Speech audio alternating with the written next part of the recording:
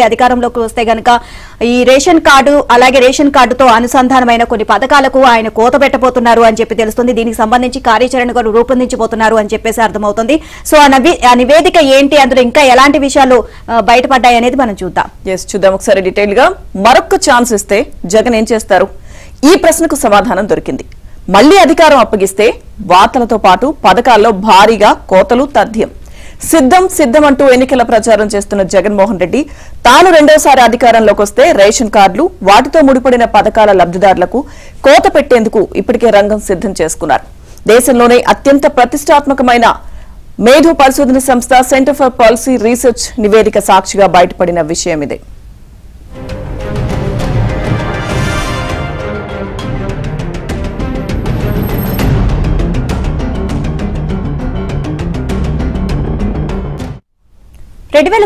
YS Rajasekhara Reddy రెండోసారి ముఖ్యమంత్రి కాగానే పథకాలపై సమీక్షకు శ్రీకారం చుట్టారు. సంతృప్త స్థాయిలో ఇచ్చిన పథకాల్లో కోతలు పెట్టేందుకు సిద్దమయ్యారు.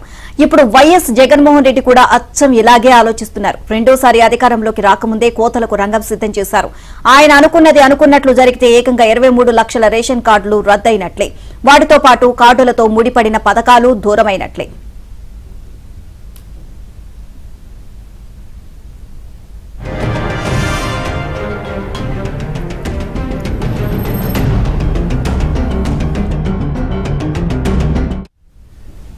ఏ ప్రభుత్వమైనా సంక్షేమ పథకాల లబ్ధిదారుల సంఖ్య పెంచాలని చూస్తుంది. జనాభా కుటుంబాల సంఖ్య పెరుగుతుంది కాబట్టి లబ్ధిదారుల సంఖ్య కూడా పెరగాలి. కానీ జగన్ ప్రభుత్వం మాత్రం రివర్స్ లో వీలైనంత మందికి కోత పెట్టాలని ఆలోచిస్తుంది. ఇప్పటికే 6 షరతుల చట్టంలో అనేక మందికి పథకాలు దూరం చేశారు. బటన్ నొక్కే ప్రతిసారి ఆయా పథకాలకు వీరు అర్హులు కాదంటూ అర్థం లేని కారణాలు చూపించి పక్కన పెట్టేశారు. ఎవరెవరికి ఎందుకు రద్దు చేస్తున్నారో గ్రామ సచివాలయాల నోటీస్ బోర్డులో రాసేవారు.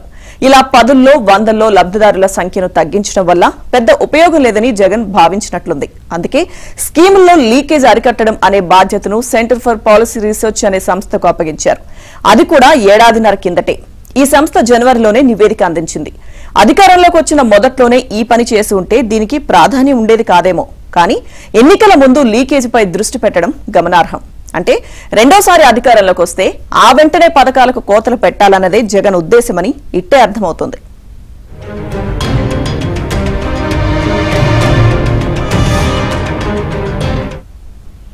సిపిఆర్ సంస్థ రాష్ట్రంలోని రేషన్ కార్డులపై ముందుగా దృష్టి సారించింది. ఏకంగా 23 లక్షల బియ్యం కార్డులు అదనంగా ఉన్నాయి అని తేల్చింది. అంటే ఆ మేరకు కార్డులకు కోత పెట్టాలి అని సిఫార్సు చేయడమే. చేయూత, అమ్మఒడి పథకాలను కూడా అధ్యయనం చేసి వీటిలోనూ లీకేజీలు ఉన్నాయని వెల్లడించింది.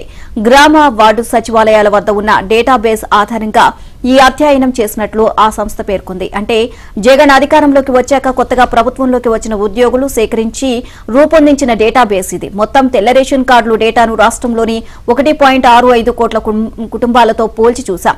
ఇందులో 15 లక్షల కుటుంబాలకు బియ్యం కార్డులు లేవు. మిగిలిన కార్డులు కుటుంబాల డేటాలో 77% మ్యాచ్ అయ్యాయి. ఒక కుటుంబానికి ఒకటికి మించి కార్డులు జారీ చేయడం, ఒక కుటుంబం మరో కార్డు ఐడితో ఉండడం లేదా ఈ రెండు మిస్ మ్యాచ్లు చోటు చేసుకోవడం జరిగింది అని సిపిఆర్ నిర్ధారించింది. సిపిఆర్ అధ్యయనం ప్రకారం రాష్ట్రంలో బియ్యం కార్డులు లేని కుటుంబాల సంఖ్యను మినహాయిస్తే 23 లక్షల కార్డులు కుటుంబాలు మిస్ మ్యాచ్ అయ్యాయి. వెరసి 23 లక్షల కుటుంబాలకు ఇప్పుడున్న కార్డులను తీసివేయాలి అని సూటిగా సిఫార్సు చేయడమే. ఒకవేళ తిరిగి అధికారంలోకి వస్తే జగన్ చేసే మొదటి పని ఈ రేషన్ కార్డులను తొలగించడమేనని విశ్లేషకులు చెబుతున్నారు.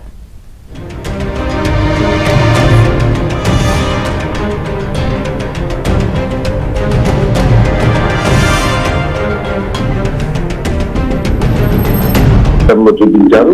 నోటు అంటే వచ్చే మాట ఏంటంటే ఆచరణలో మాత్రం అంత విరుద్ధంగా చేస్తూ వచ్చారు. చివరికి రెగ్యులేటర్ నుంచి సంక్షేమ పథకాల విషయంలో కూడా అనేక నిబంధనలు పెట్టి చాలా మందిని కోత పెట్టడంతో పాటు ఆ గతంలో కంటే తానే ఎక్కువ ఇస్తున్నట్టు గొప్పగా ప్రకటించుకున్న పరిస్థితి.